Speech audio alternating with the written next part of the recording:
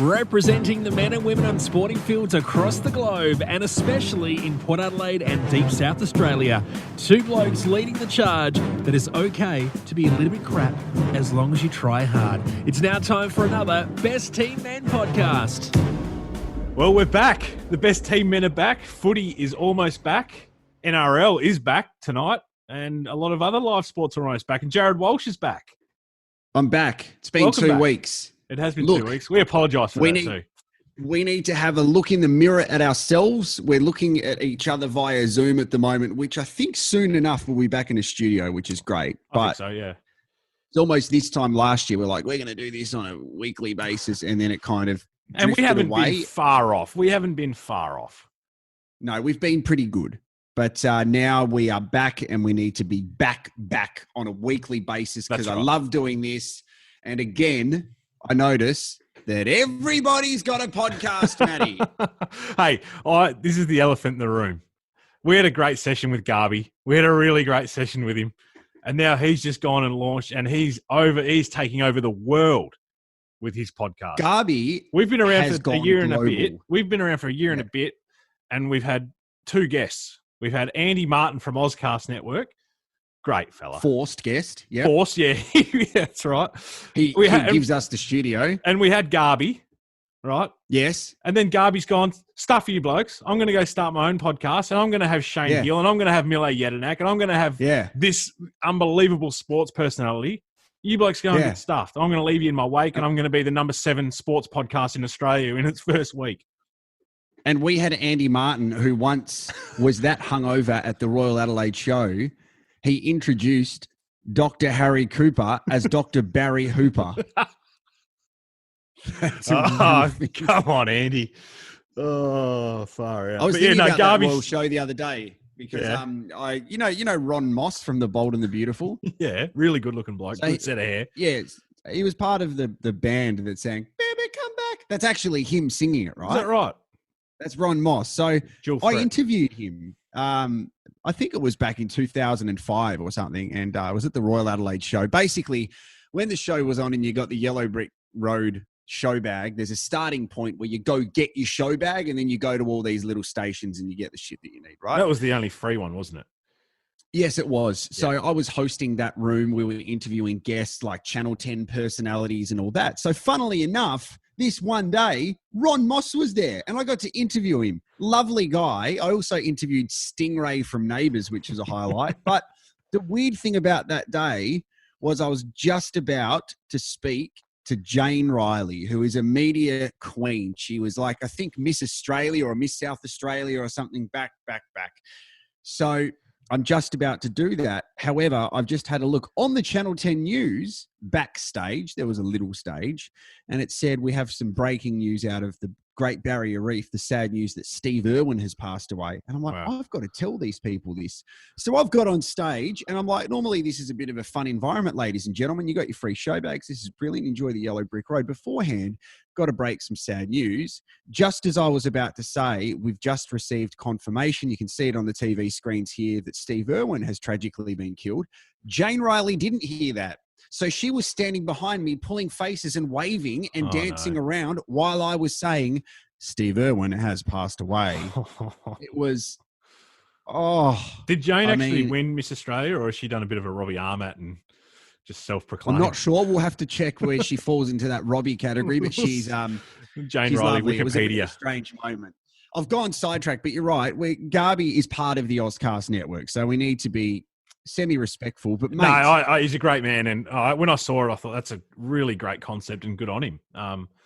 Good on you, Garby. But mate, I tell you what, we're talking about Charlie Conway and these fictional characters. You're talking to Shane the Hammock Heel. Yeah. You're getting on the former captain of the fucking Socceroos. Yeah, Garby, how about you share a bit, brother? Come on, mate. What did you do, mate? You're going to get fucking Phil Python next, mate. Jesus. Okay, now I need to chill out because this is what the other elephant in the room, which isn't me, because I haven't done any exercise for about 2 weeks, and I need to do something about that. You are angry at the moment. I've noticed on your social media, you are getting very frustrated with a lot of things going on at the moment, and I think we need to talk about it. Okay, I'm listening. I don't think. You're going to have to bring up specifics. I do get frustrated. I'm going to bring at a up lot of some things, specifics. Yeah, let me bring up your Twitter feed. Hit me with some specifics. Let me get up your Twitter feed. And for the people who want to follow you, it is at Fresh Till Death AU. I'm an underrated tweeter, in my opinion. Totally agree. I think you're brilliant. Thank you. I also think that you are fatigued. And as your tweet rightly suggests, games can't come quick enough. This is also pathetic. So then before that, seriously craving some footy. So sick of all this manufactured shit the journos are coming up with. Keep it going. We're still going. Is that not fair? Is that not a fair call, though? You did refer to Donald Trump as something which I won't say on the podcast. Look, those are the other ones I've noticed because it's important we discuss this because we have spoken about our journo battles before. Yeah. And, well, let me put the this is getting pathetic one in context. Okay, so that was please do. That was Mark Robinson. No, so hang on. It started with our mate Kane. Okay, Kane. I can't remember exactly what he said. That's how much it his surname is Cornes. Cornes, yes, yeah, that's the one. Yeah, so he made a point about the AFLW, and then Mark Robinson chimed in and brought Chad into it, Cornes, and then Chad chimed in, and it just seemed very high school, like it was just unnecessary garbage, in my opinion. And Daniel Garbage, yeah. So yeah, it just pathetic. They just brought unnecessary points to the table, and it sort of went hand in hand with my previous tweet in that it's just becoming a joke now. Like people are searching for shit to talk about, and we need games of footy because it's just, people are running out of ideas and they're making themselves look stupid. I want to give you some context, and you know how I overthink this stuff. Yep. You know I do. Yeah. Because I'm a media nerd, so I try and read into absolutely everything. Here is my kind of CSI on that whole Kane Cornes issue. A week prior to that article being written, Robbo went on radio and he said, we didn't talk about the Alex Jezelenko Kane Cornes thing. I think it was that story because we're giving him too much oxygen. He's so negative all the time and he says all this stuff. So we stayed away from it because you know what? It's too much. I think that as much as Kane has said it's point scoring from Robbo, I reckon Kane having a crack back on Footy Classified is him going, wait a sec, you can't have a crack at me without giving me a right to reply unless I have a crack at you back. So it's like a bit of a... Yeah, exactly. Where does it end? And it's not going to end, mate, because that's how the media cycle works. Like and now Chad's involved and... Chad, and you know, Chad couldn't give a shit, mate. Like it's hilarious about that stuff. And the other one is that what happened on Footy Classified when they were discussing what happened with Jack Stephen and Sam McClure's come out and tweeted saying, you know what, if I was aware of somebody's mental health, I'm not going to go. Oh, let me read the tweet out for you because did you watch Footy Classified in the whole debate? I saw the clip. I saw him and Eddie going toe to toe with each other. They were talking about ethics in journalism and Eddie saying, look, you should have asked the question any journalist. I think that's the first time I burped on the podcast. I mean, we've sworn a lot. And, we've never burped. Anyway, guys, I'm a sports journalist. If a guy who had been open about his mental health battle who nearly lost his life in a violent incident doesn't want to talk about it, I'm going to respect that. If you disagree with that, Eddie, don't bother sacking me. I'll resign. Yep. Great. I'm completely supportive of that, but be prepared to back it up because people have thrown examples at him that David King said, hey, the family or the Fremantle Football Club said, don't name the player who tested positive for coronavirus. And Sam's response was, it's part of the story. He should be named. That's right. So where do you draw the line between actually diving into a story or not? You can't be all high and mighty if you're inconsistent about it. So you're right. And your big tweet saying you just want footy to come back because we're just getting so boring just reading into everything, what everybody says. It's all manufactured. And I've got another Kane Cornes story, actually, and I'm a bit filthy with him. I hope he hears this, actually. I was driving along. He probably won't because we've got about 6. No. We've got a few listeners. I'm going to tag him in it. I'm going to tag him. Okay. Not that he'll probably see the tag. But anyway, probably blocked you. Driving, no, he's not Tom Brown. I was driving along, listening to SEN last Friday. Avid listener, love it. He's talking about, the new rule changes that they were talking about bringing in, the shorter quarters, the more on the bench, and the going to 16 players. Everyone was ringing in, having their opinion. It was great. Very healthy debate. He wasn't in favour of it, and neither was I. So I was actually on his side. And I was driving and I was thinking, and I came up with a very, very valid, good point as to why they shouldn't do the rule changes. Anyway, rang up SEN. The producer answers the phone. Oh, yeah. The producer answers the phone. Where are you from? It's Matt from Adelaide. Okay, cool. Puts me on hold. Wait anyway. Now stop. Just stop for a second. Just stop for a second. Okay. This is a cardinal sin when it comes to radio, because we sometimes have people call up 5AA and we're like, Jeremy's called in from Australia. Like, are you fucking serious? Like, what suburb are you in? You're not Matt from Adelaide. Actually say what suburb you're in. No. But he was broadcasting to Melbourne at the time. So I rang up the Melbourne. I retract everything I just said. Yeah, so I rang SEN Melbourne. Sorry, I probably should have put that at the start. Because he was filling in for... No, it just sounded weird. Matt from Adelaide. Matt from Adelaide, yeah. Jared, also from Adelaide. But what if you lived in the city? You're actually Matt from Adelaide. But you don't. No, I don't. So keep on going. So I rang up, and the producer's answered. He's got my details, and he's stuck me on hold. And in radio, when you're on hold, you can hear... It's basically like listening to the radio. You can hear what the callers are saying before you and all that sort of stuff. Anyway, he finishes, and he goes, we'll get to Ben, Matt, Tom, and Stephen after the break. Anyway, break comes in. Kane comes back. Starts going through all these people, and I'm not there. He doesn't get to me. Anyway, the producer gets on the phone. He goes, we're going to get to the news, and then you'll be first up after the news. All right, cool. I'm G'd up. I'm ready to go. Meredith. Did they call you back, or did you call No, them? I was on phone. I was on hold the whole time. It was about 15 minutes. Anyway. Ran out of credit. Yeah, I know. I should have rung him between 7 p.m. and 7 a.m. I would have got it. And hung up every 20 minutes. Anyway, the news comes back from the news, and I'm like, all right, I'm first here. I'm first. He goes to someone else. I'm like, oh, mate, why is the producer lying to me? What are you doing? Anyway, it finally calls to me, and I relay my point absolutely perfectly. By this stage, I've said it in my head. I've gone through it about 45 times about what I'm going to say. And I go through my point, and Kane goes, yep, it's a bit over the top, isn't it? Jared from Melbourne gave me muffins. After 15 minutes on hold, me thinking I had a point that could probably get me a job in the sports media, they thought I was that smart, he gave me nothing. Yeah, but maybe he shut it down because it was such a good idea. He didn't want you to become the star of the show. But everyone else that was doing good calls got prizes. I didn't get anything. Okay, so that's the issue. I didn't get anything. I wanted what prize? Like tool vouchers and stuff. I don't know. I wasn't paying attention. I wanted something.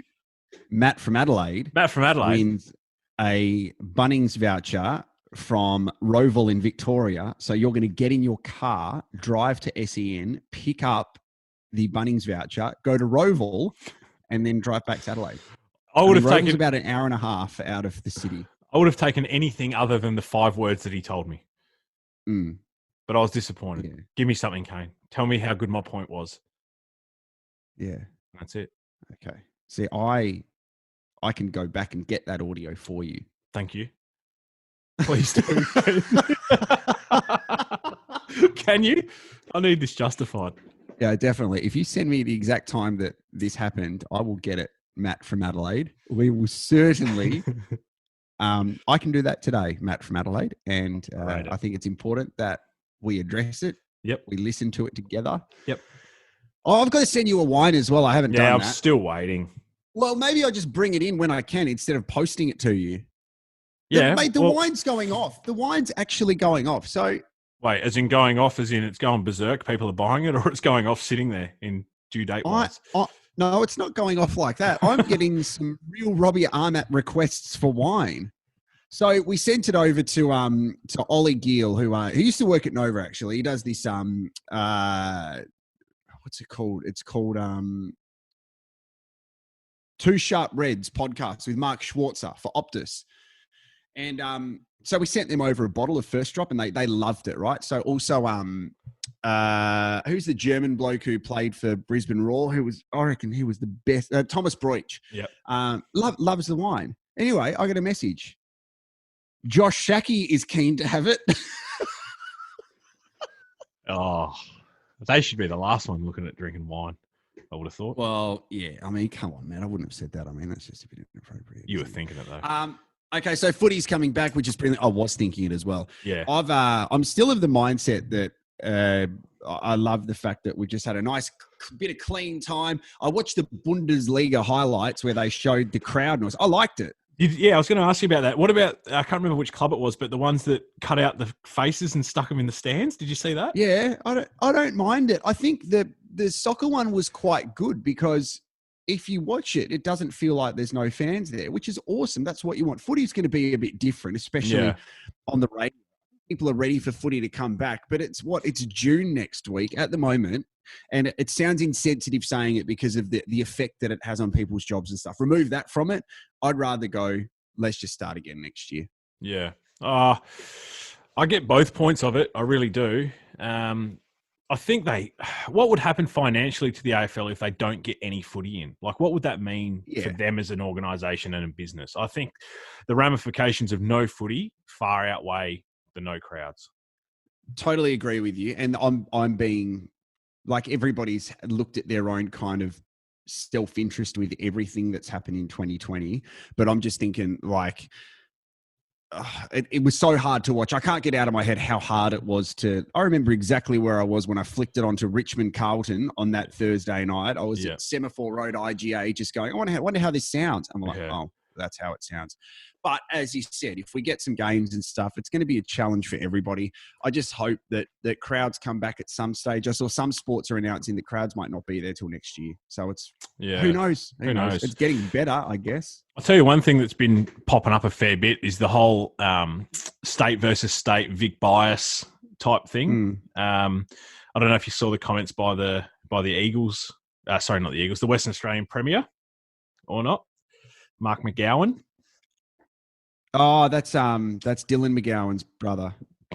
Old Dill. Is it really? No, okay. But I don't know. Did you see what he said about how... Was he talking about how the double standards and how basically Victoria runs the AFL? Well, it was that, but he was also saying how the AFL would never have considered sending players and hubs and stuff like that to WA. Yeah. But the borders aren't open. How can they do that? Exactly. Yeah, and that's also happened. I saw the Prime Minister was saying, I'm encouraging all the premiers to open up the borders. Like, this Vic bias thing, right? There's 10 teams in Victoria. So you kind of have to also look out for them. I understand that. I don't have a South Australian chip on my shoulder. When I first moved to Adelaide in 99, I had a Victorian chip on my shoulder. Like, I was like, oh, fuck you, South Australians and stuff. But I've grown to love Adelaide because I've lived here most of my life now. But the whole thing about Victorians against South Australians, it doesn't exist. Like, no, it for doesn't. People who believe it's a manufactured thing to try and create some rivalry. If you look at the Port and Crows lists, half of them, if not more, are Victorians who play for them. Yeah. It's the thing that kills me with it, and it frustrates me, and I see it all the time, is Richmond play 11 games at the MCG. Yeah. Or whatever. No, like more than that. But not all of them are home games. So exactly, the MCG is a neutral ground. They don't train there. They play other teams there that share that ground. So yes, they play 16 games a year there. But they also play Collingwood there. They play Essendon there. They play Carlton there, who also share that as their home ground. All these people complaining about the bias draw and this and that, none of them ever throw up a positive solution to it. No one has... Potentially the smartest thing you've said.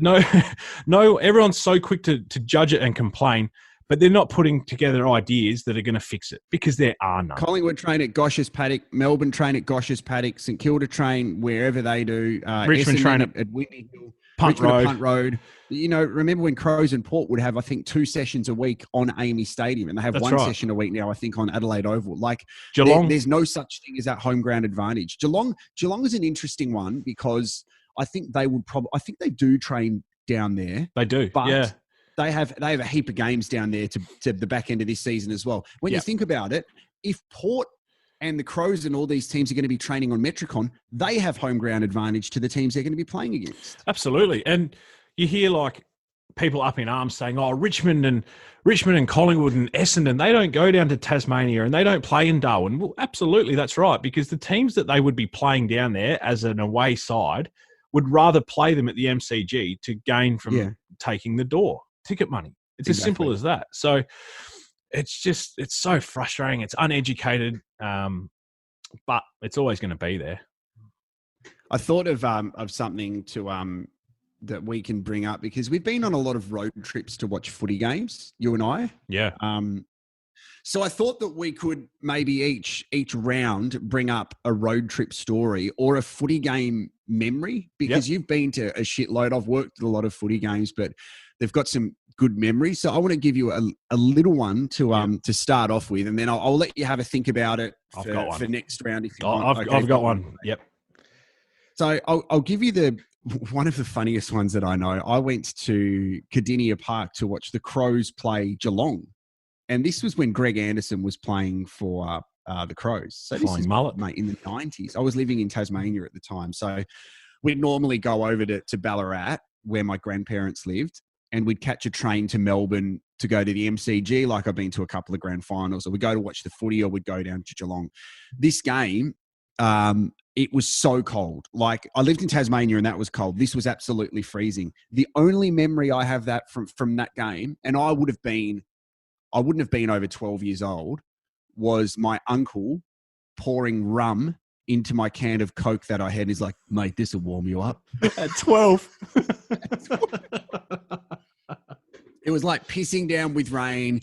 You know, you're in Geelong, you're at the footy, and AFL was a novelty for a Tasmanian because you never saw it. Like, we'd have the TFL. When you think about the TFL, was quite a big league at the time. You know, had players like David Rees-Jones was there, Phil Carman, a lot of these older kind of players. But who'd you support there? Bernie Doggers?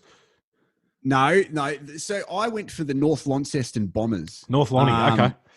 North Lonnie. And Tassie at the time, you used to think it was a really big drive going from Hobart to Launceston for a game. It's only about 2.5 hours, but because the TFL used to be, you'd have Hobart play Launceston or Devonport and stuff. So I like North Launceston. That's what I think David Rees-Jones played for North Launceston then. Right. And back then I had an affiliation with Essendon, so I liked them. So the Hobart Tigers were the closest team to me, and I played for the Kingston Tigers for that 1 year where I got the participation award at Rosny McDonald's, and it was the best. So there's lots of footy stories that I can tell you, which is great. Some good, some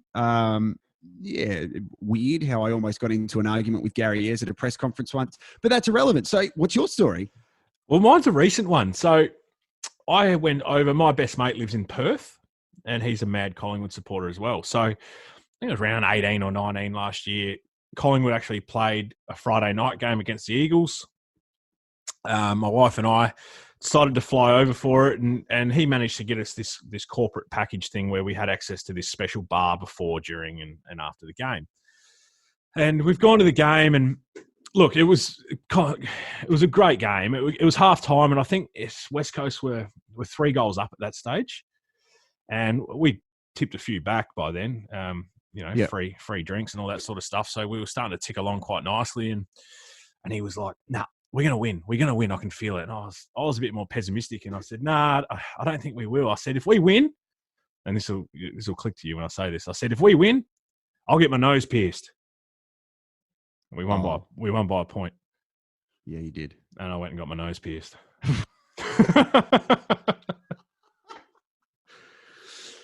So at least it looked good. I'm a man of my word. I didn't back down from it. Yeah. Have you still got that? Yeah, I do. Yeah, he paid for it as well.